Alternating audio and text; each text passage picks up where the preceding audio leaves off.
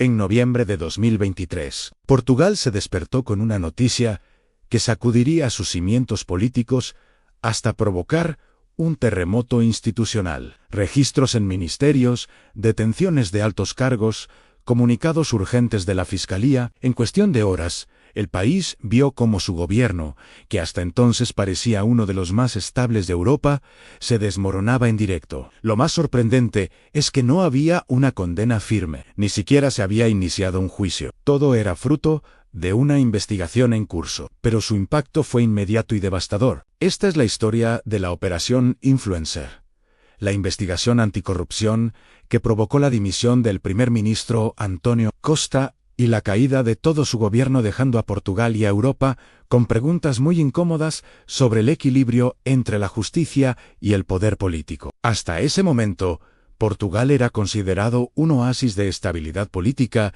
en la Unión Europea, gobernado por el Partido Socialista bajo el liderazgo de António Costa. El país proyectaba una imagen de moderación, europeísmo y solidez económica. Costa había logrado superar crisis anteriores y se había consolidado como una figura respetada en Bruselas. Pero bajo esa superficie de calma, se estaban tomando decisiones estratégicas de un valor económico incalculable, decisiones que definirían el futuro energético y tecnológico del país para las próximas décadas.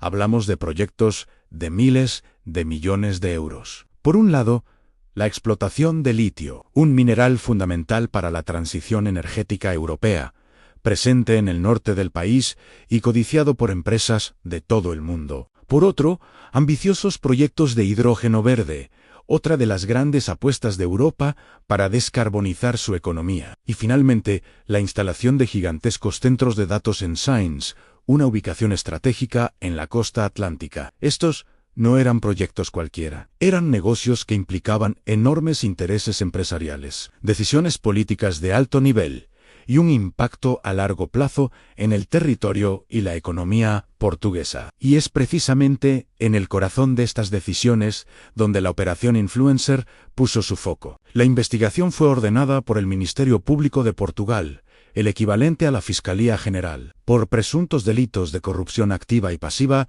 tráfico de influencias y prevaricación. La sospecha central era que las decisiones del gobierno sobre estos proyectos estratégicos podrían no haber sido imparciales, sino que podrían haber estado influenciadas ilícitamente para beneficiar a ciertos empresarios y grupos de interés. La Fiscalía se centró en 4 grandes negocios bajo sospecha, 2 concesiones para la explotación de minas de litio en el norte del país, un proyecto para construir una planta de producción de hidrógeno verde y la licencia para un enorme centro de datos en la región de Sines.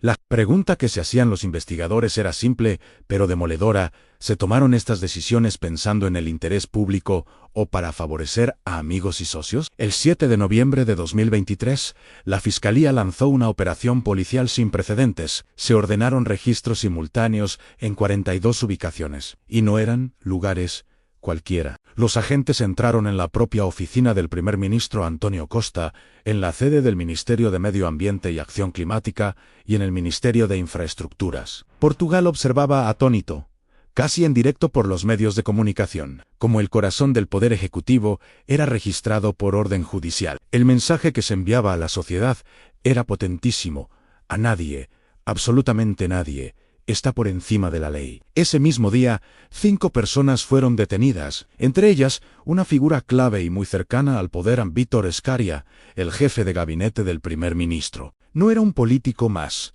era la mano derecha de António Costa, alguien con acceso directo al centro neurálgico donde se tomaban las decisiones más importantes del gobierno. Su detención envió una onda de choque que llegó hasta el último rincón del país. Poco después, el escándalo alcanzó a otro miembro del gobierno. El ministro de Infraestructuras, João Galamba, fue declarado arguido, una figura del derecho portugués que lo designa como sospechoso formal dentro del proceso penal. Ya no se trataba de una simple investigación administrativa o de rumores en la prensa. El escándalo era ahora político, institucional y sobre todo judicial. El gobierno estaba en el punto de mira de la justicia, pero la pieza que faltaba para completar el puzzle era la del propio primer ministro, aunque Antonio Costa no fue detenido ni acusado formalmente en ese momento. Su nombre apareció mencionado en las escuchas telefónicas que formaban parte de la investigación. El comunicado del Ministerio Público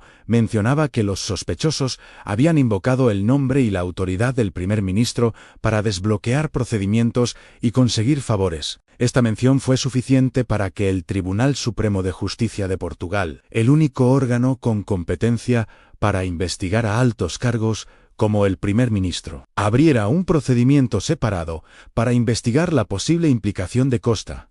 El primer ministro reaccionó rápidamente, negó cualquier acto ilícito y defendió su inocencia y la de su gobierno. Pero en política, las percepciones son a menudo tan importantes como los hechos. Costa entendió algo fundamental en la confianza. El pilar sobre el que se sustenta cualquier gobierno democrático se había roto. Su autoridad y su credibilidad estaban irremediablemente dañadas. Horas después de que estallara el escándalo, en una declaración solemne al país, Antonio Costa anunció su dimisión como primer ministro.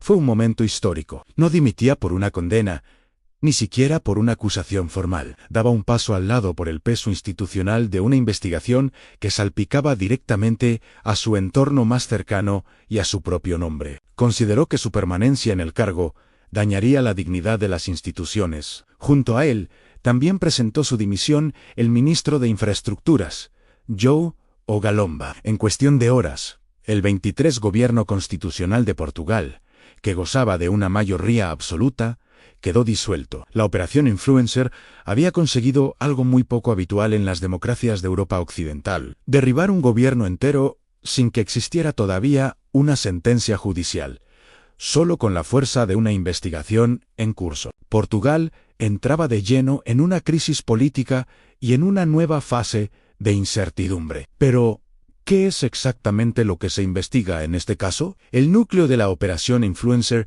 gira en torno a una pregunta clave: las decisiones millonarias sobre el litio y el hidrógeno y los centros de datos se tomaron de forma imparcial y transparente, ¿o hubo sobornos, presiones e intereses privados que torcieron la voluntad de los responsables políticos? La Fiscalía investiga si existió una red de influencias que operaba desde dentro del gobierno para beneficiar a determinados empresarios. Se sospecha de corrupción activa, es decir, el ofrecimiento de sobornos, y pasiva, la aceptación de los mismos. También de tráfico de influencias, que es usar la posición de poder para obtener un beneficio indebido para uno mismo o para un tercero. Y finalmente, de prevaricación, que es tomar decisiones administrativas injustas a sabiendas de que lo son. Es muy importante subrayar esto: la investigación sigue abierta. A día de hoy, no hay condenas, no hay sentencias firmes. Todo lo que tenemos son sospechas, indicios y un proceso judicial en marcha. La presunción de inocencia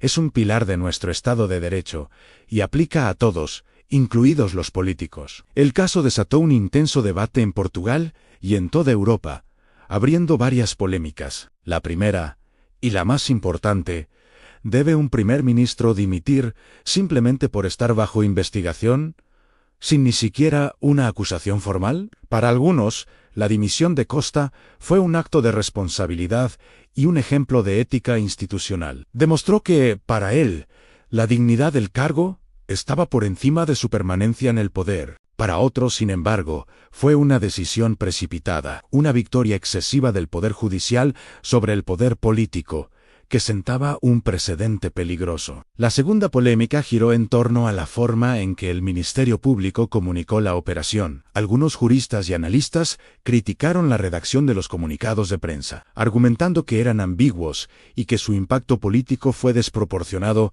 respecto a las pruebas que se tenían en ese momento. Se acusó a la Fiscalía de generar un juicio mediático antes de tiempo. Y la tercera polémica fue el propio nombre del caso: Operación Influencer. Un nombre moderno, mediático y muy pegadizo que, según los críticos, ayudó a amplificar el efecto del escándalo y a crear una narrativa de culpabilidad antes de que se aclararan judicialmente las responsabilidades. Frente a estas críticas, el Ministerio Público defendió su actuación con firmeza. Su argumento fue claro: la ley es igual para todos, y su deber es investigar cualquier indicio de delito, sin importar quién sea el sospechoso, sea un ciudadano anónimo o el propio primer ministro. Portugal tiene una fuerte tradición de autonomía del poder judicial, y la Fiscalía reivindicó su independencia frente a cualquier tipo de presión política. Pero el caso dejó en el aire una pregunta muy incómoda, una que resuena en muchas democracias. ¿Hasta qué punto una investigación judicial puede o debe provocar consecuencias políticas tan inmediatas y drásticas? ¿Dónde está el equilibrio? Mientras el debate continúa, las investigaciones siguen su curso. Ahora, con Mayo, discreción. El país sigue a la espera de resoluciones judiciales concretas que determinen si las sospechas iniciales se convierten en acusaciones formales y, eventualmente, en condenas. Mientras tanto, la vida política siguió su curso. Portugal celebró elecciones anticipadas que reconfiguraron por completo el Parlamento y dieron lugar a un nuevo gobierno de centro-derecha. El impacto político de la operación fue, por tanto, inmediato y definitivo. El daño institucional, la crisis de confianza, ya estaba hecho, independientemente del resultado final del proceso judicial. Este caso nos plantea retos muy profundos, que van más allá de Portugal. Primero, el equilibrio entre la necesidad de una justicia independiente y la necesidad de estabilidad política. Segundo, la urgencia de garantizar la máxima transparencia en proyectos estratégicos como los del litio o el hidrógeno, donde se mueven enormes cantidades de dinero. Tercero,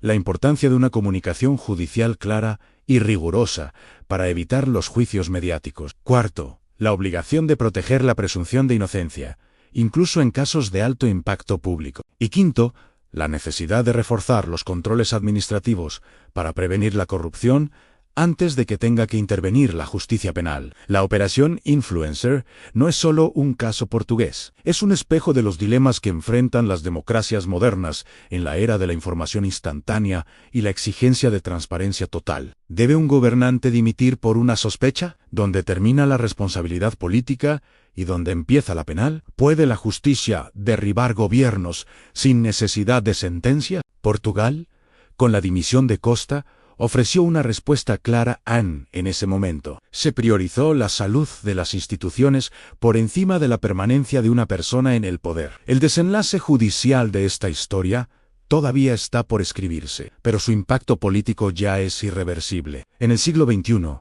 en la era de la transparencia radical, el poder ya no cae solo por condenas firmes. A veces, como hemos visto en Portugal, cae por la simple fuerza de una sospecha. Y esta nueva realidad nos deja con una pregunta final, tan fascinante como inquietante. ¿Es esto un avance para la calidad de nuestra democracia o, por el contrario, un nuevo riesgo para la estabilidad de la propia política? Gracias por acompañarnos en este análisis. Si te ha parecido interesante, no olvides darle a me gusta, suscribirte al canal y activar la campanita para no perderte nuestros próximos vídeos. Hasta pronto.